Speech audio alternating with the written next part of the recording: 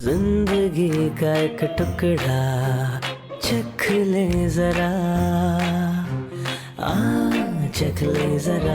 वैसे कई बार कितने अच्छे अच्छे मैसेजेस आ जाते हैं ना, they really make your day early in the morning.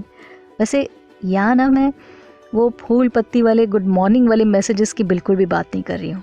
मुझे तो उनसे सख्त नफरत है। मतलब इतनी इंस्ट्रक्शंस देने के बावजूद भी आप किसी ना किसी ग्रुप में जब होते हो ना, तो कोई ना कोई एक ऐसा होता है इस तरह का सैंपल, जिसे कितना भी आप कह लो पता नहीं क्या मज़ा मिलता है।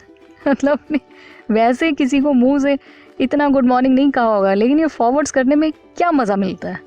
वेल मैं बात कर रही थी वो कुछ एक हेल्थ रिलेटेड, जो स्मार्ट हेल्थ रिलेटेड जो टिप्स होते हैं ना, मुझे बहुत अच्छे लगते हैं। और मेरी कोशिश होती है कि उसमें जो भी कुछ लिखा होता है, अगर मुझे लगता है कि मुझे अपने ऊपर अप्लाई करना चाहिए तो मैं करती हूँ, और इवन वो फॉरवर्ड भी करती हूँ।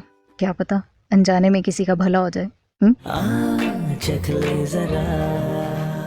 पर एक बात बोलूं, कुछ ऐसे भी आते हैं ना गुस्से को कंट्रोल करने वाले, और उसमें कुछ ऐसे फैक्ट्स भी लिखे होते हैं कि 1 मिनट का गुस्सा आपकी बॉडी के इतने सेल्स को डिस्ट्रॉय कर देता है, वगैरह वगैरह। मतलब बातें ऐसी होती हैं कि आई ओपनिंग वाली, बट जो उनके सॉल्यूशंस होते हैं ना, वो नहीं हो पाते।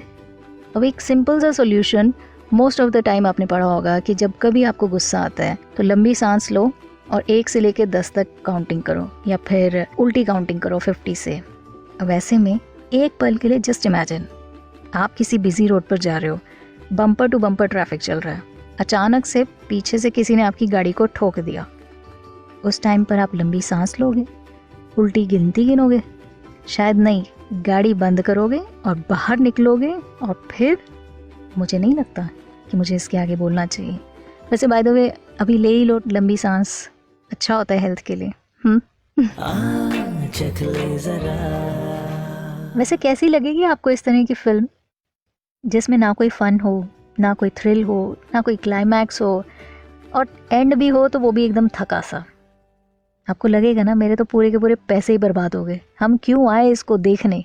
एग्जैक्टली ऐसा ही सोचता होगा ऊपर वाला जब ये देखता होगा कि मैंने भेजा तो इनको कुछ मीनिंगफुल, कुछ पर्पस के लिए, लेकिन ये है कि अपनी ज़िंदगी में कुछ रिस्क ही नहीं लेते हैं। वेल आप सुन रहे हैं स्लाइस ऑफ लाइफ। करते हैं ना हम अक्सर इस तरह की चीज़ें। हमें पता होता है हमारा ट्रू पोटेंशियल, हमें पता होता है कि हम जहाँ पर हैं हम उससे कहीं ज़्यादा कर सकते हैं, लेकिन कुछ अनजाने से डर, कुछ खो जाने का डर हमें हमेशा पीछे रोक देता है, और फिर हमारा जो फुल पोटेंशियल होता है वो कभी बाहर निकल कर आता ही नहीं है, और हम जहाँ होते हैं वहीं स्टैचू की तरह खड़े रहते हैं। And over a period of time हमारे साथ के ही लोग जिन्होंने अपनी ज़िंदगी में छोटे छोटे कैलकुलेटेड रिस्क लिए, वो हमसे कहीं आगे जब ग्रो कर जाते हैं, देन वी रियलाइज़ कि काश समय रहते अगर हमने भी वो स्टेप ले लिया होता, या हमने भी वो कदम उठा लिया होता, तो शायद आज हम उनसे कहीं आगे होते।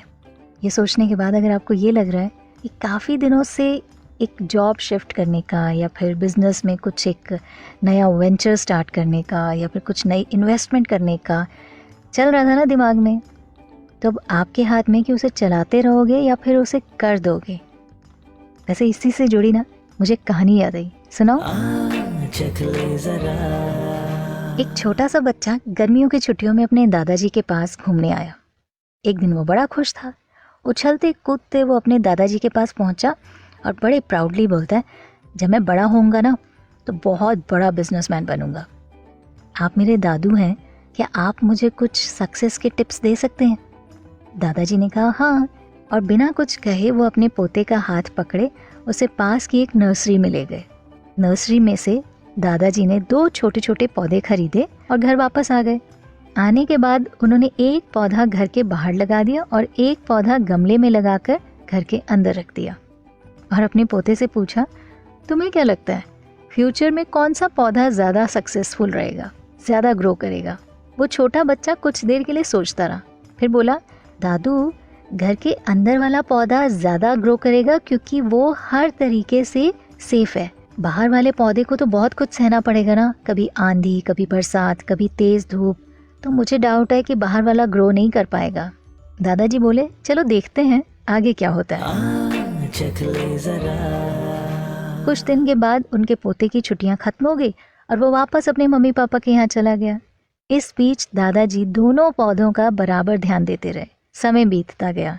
3-4 साल बाद एक बार फिर से वो बच्चा अपने पेरेंट्स के साथ गांव घूमने आया और दादाजी को देखते ही बोला, दादाजी पिछली बार मैंने आपसे सक्सेसफुल होने के कुछ टिप्स मांगे थे, पर आपने तो कुछ बताया ही नहीं था।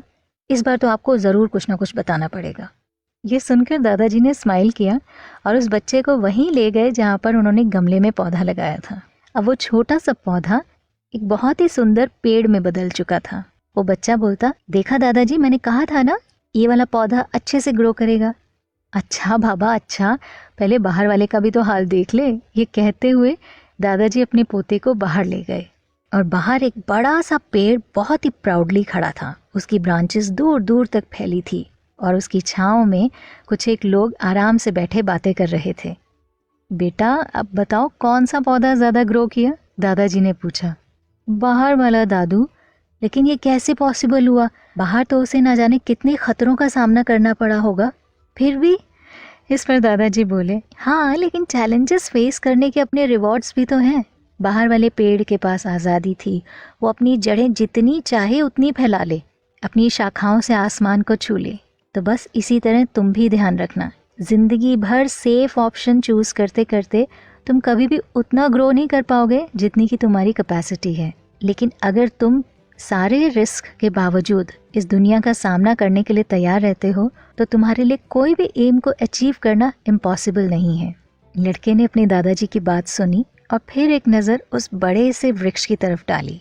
उसे सक्सेस का मंत्र मिल चुका था। जिंदगी का एक टुकड़ा चख ले जरा।